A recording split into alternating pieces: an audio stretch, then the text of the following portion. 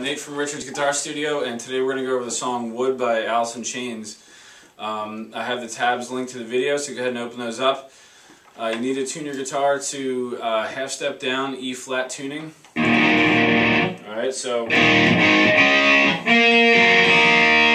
here's your low E flat.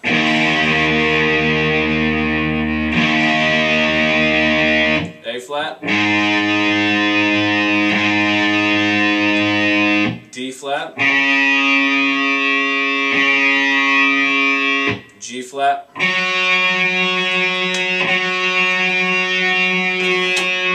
B flat, E flat. Okay, so the first thing, if you wanted to learn that really killer bass line, in section A, I have the bass line worked out there for the guitar, so take a look at that. I have the picking there and all the rhythms. It sounds like this.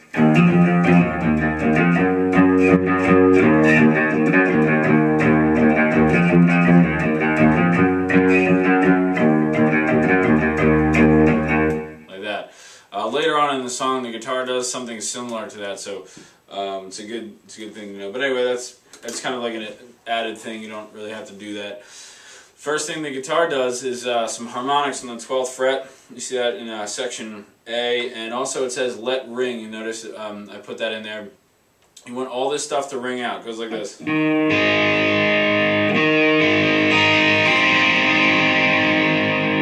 you have 12th fret harmonics on the E and the A string. 5th fret, 6th fret. And then I'll try to sometimes, there's a guitar 2 part that has a volume swell on the open top 3 strings. To get into, so I'll try to do that sometimes. I'll just turn my volume down after I do that the first part.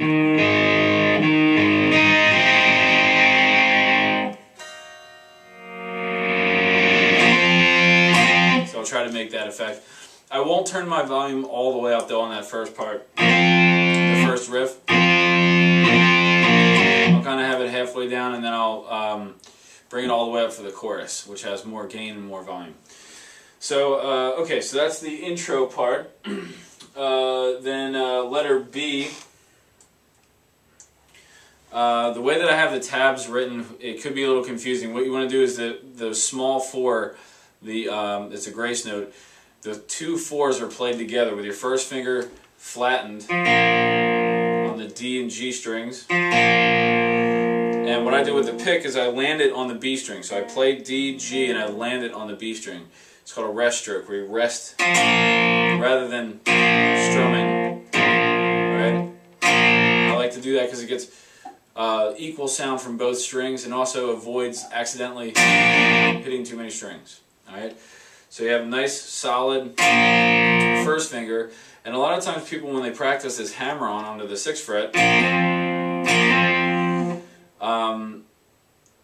the first finger note's not working, and they're trying to do this hammer-on, but you got to get the first finger to work first. So really concentrate on that. If you're not getting a good chord there, then don't worry about practicing the hammer-on. Get that down first and then do the hammer-on. Alright? So 2 4s, and then the hammer.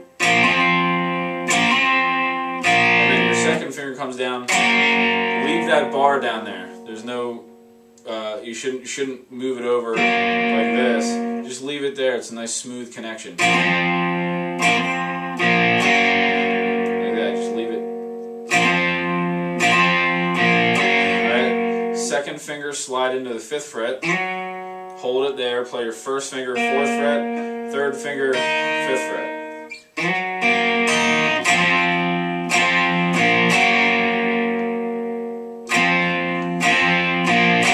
Then the next one is the second finger slide into the 3rd fret, low E string, and then a first finger bar. Like that.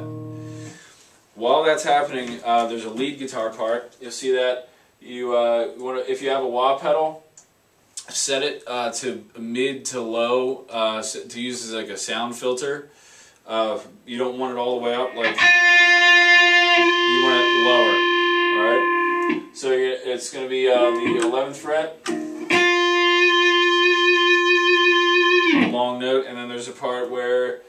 the 9th fret.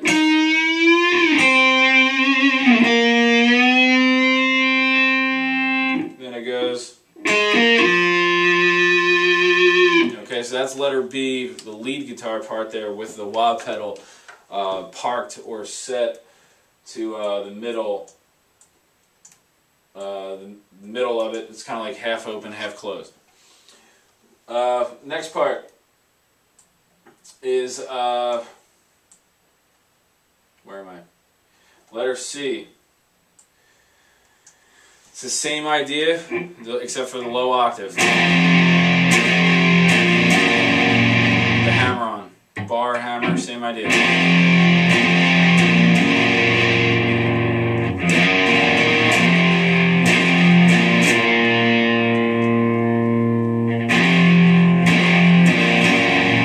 Last time you do this, you can start to swell your volume, because your volume still should be at half, or a little lower even. And you start swelling your volume to get into the chorus. Alright? So that's all of the verse stuff. Alright, so the chorus part sounds like this.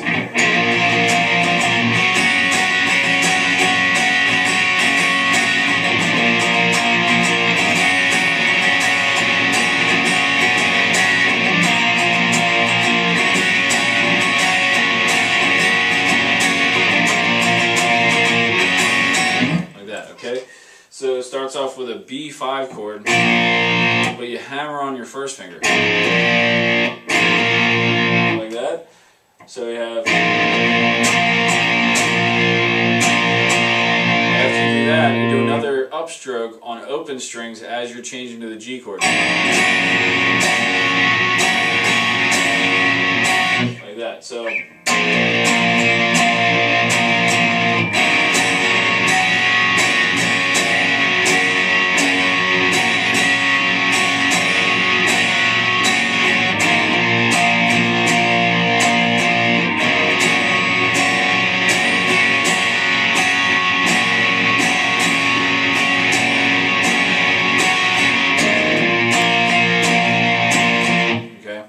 So that's the chorus part. There's so much distortion going on there that I want to say, you know, definitely look at the picking pattern and try to learn it that way. Because I got that from a lesson, you know, from Jerry Cantrell showing you how he does it. But you know, if you mess it up just a little bit here and there, I don't think it really matters, because it's this big wash of sound. Okay, the solo, letter E. The rhythm guitar underneath of it is all palm muted, and it's very similar to the bass line, a little bit different. It sounds like this.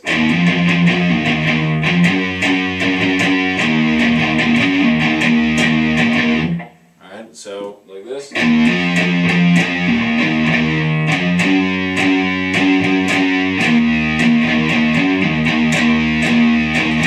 most challenging thing about this is getting the hammer-ons and pull-offs and the picking in the right sequence.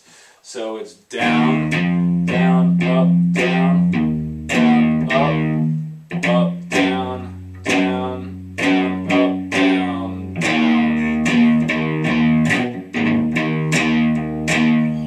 down. Alright, so I'm not going to go through all the little, I mean, I'm sure you can read it, but you want to try to follow the picking that I have there and align it with the rhythm, right? So... it's a lot better than just doing all downs in this situation. Sometimes doing all downs is preferable, but in this situation, try to get that picking pattern down with the down and up cymbals that I put over top of the tabs. Again, it's not an integral part of the song, because it's just the rhythm underneath the solo, so it's not a huge deal, but you want to use that as a good picking exercise. The solo, you have the wah pedal parked again. And this one I put mid, but it could be a little more closed than open. A little trill here on the 11 and 12. And then you start to open the wah pedal here. Like that. Alright, so bend as you open it. Let that pinky ring. And then close it back up.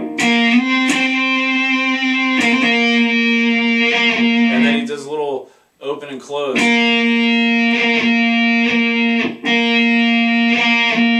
Like that. So if you do the hammer on and pull off, like that, 12th fret, bend,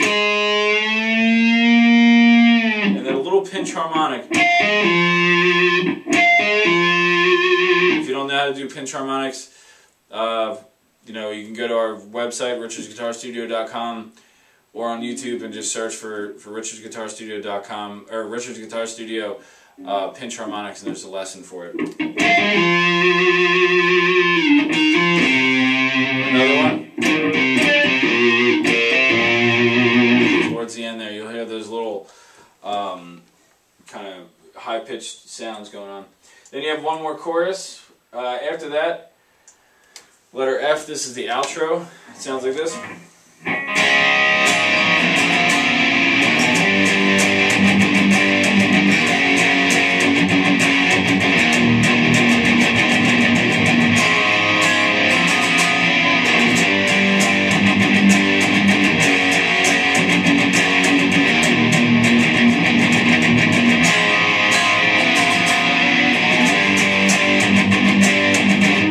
Okay, so that goes 4 times. I'll slow it down. It goes like,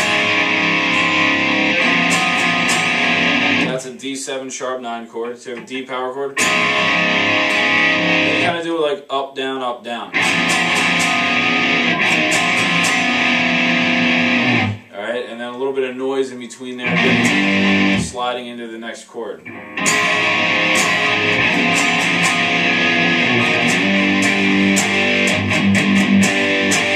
Now the palm muting pattern, you notice, is the same for the next 2 measures.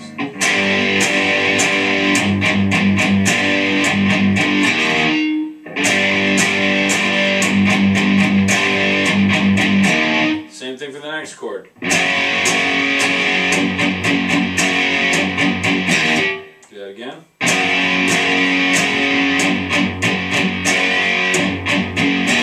Now the last part is a little tricky. It's based on like kind of like an E blues shuffle kind of thing.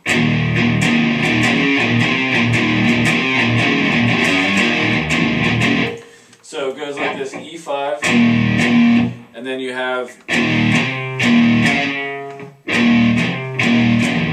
like that: E5, E6 chord, E5, E7 chord, like that. Then the next set of notes, you have open low strings, 4th fret, and then you have 2 open, 4 open. Alright, so slowly through that measure.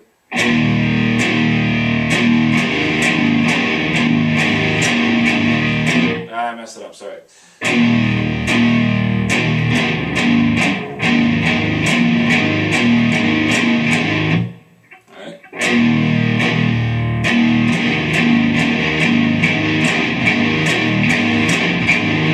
So the whole outro slowly. Okay,